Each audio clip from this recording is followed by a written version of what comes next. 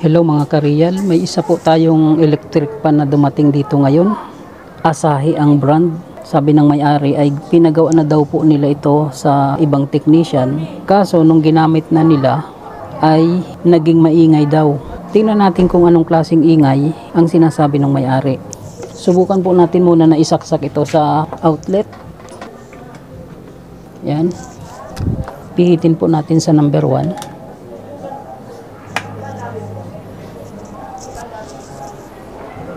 Okay, ayan. Gumagana naman po siya. Okay naman siya. Number 1. Lagay natin sa number 2. Okay naman po. Gumagana. Normal. Number 3. Okay din. Gumagana rin. Normal pa rin. Nasaan yung sinasabing ingay? Good po ito, mga kareal. Normal po ang operation ng electric pan na ito. Maayos po ito. Wala pong ingay akong naririnig. Sabi ng may-ari maingay.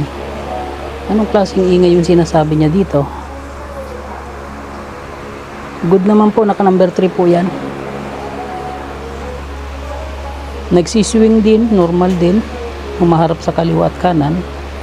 I-steady natin. Good naman. Wala naman sira.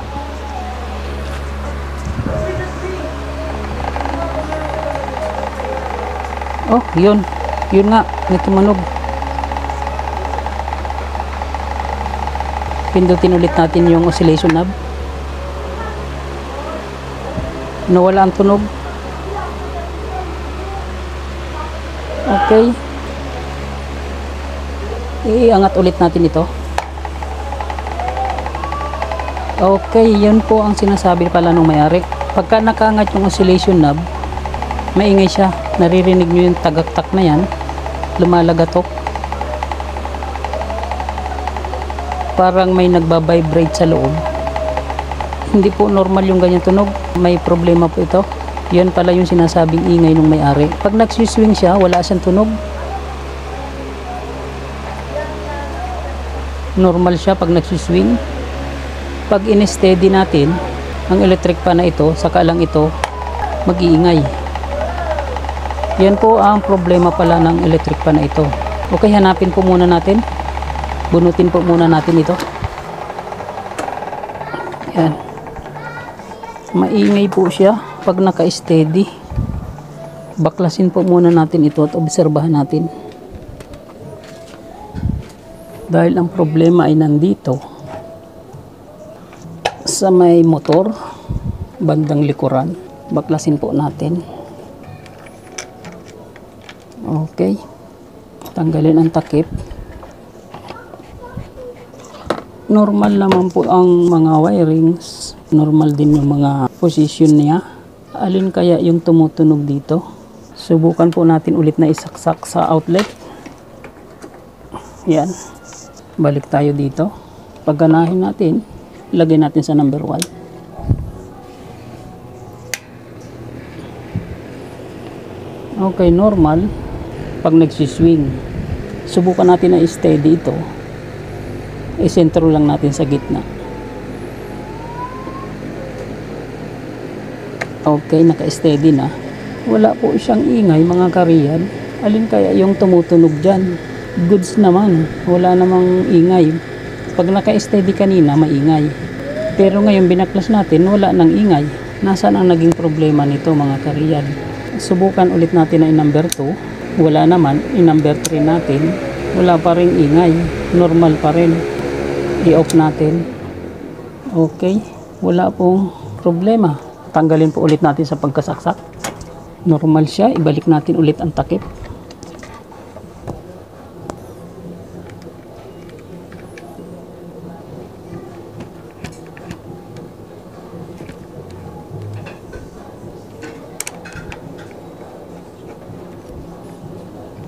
Ilagay ulit natin yung oscillation knob. Tapos isaksak ulit natin ito. Ayan. Pihitin ulit natin sa number 1. Normal, mga kareal, walang ingay.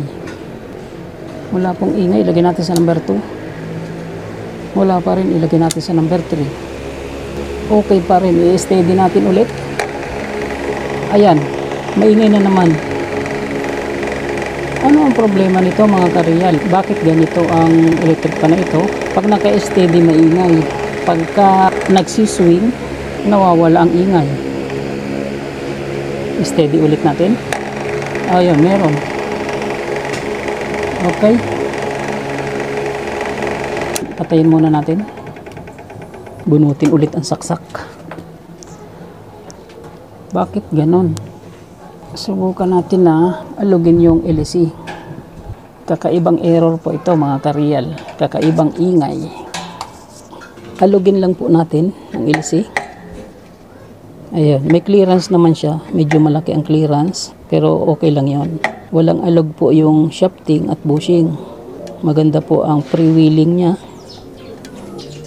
Bakit ganon? Subukan po ulit natin na isaksak para mahanap natin ang sira. Lagay natin sa number 1. Naka-steady po yan. Ayan, maingay na naman po. Number 2. Maingay. Number 3. Maingay. I-push natin ito para mag-swing. Okay, nawawala. Pagka ganyan ang sira mga kareal, simpleng sira po yan, pero mahirap ma-address kung nasaan ang error niyan. Steady natin. Ayan po, may ingay. Bakit ganon?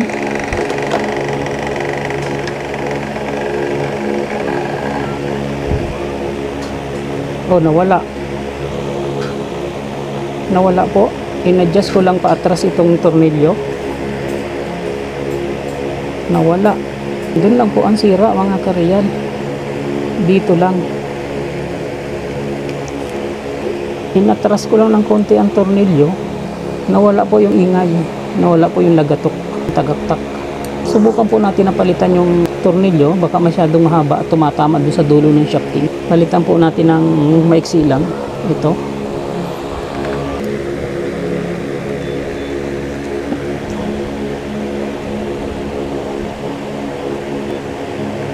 Ayun, nawala.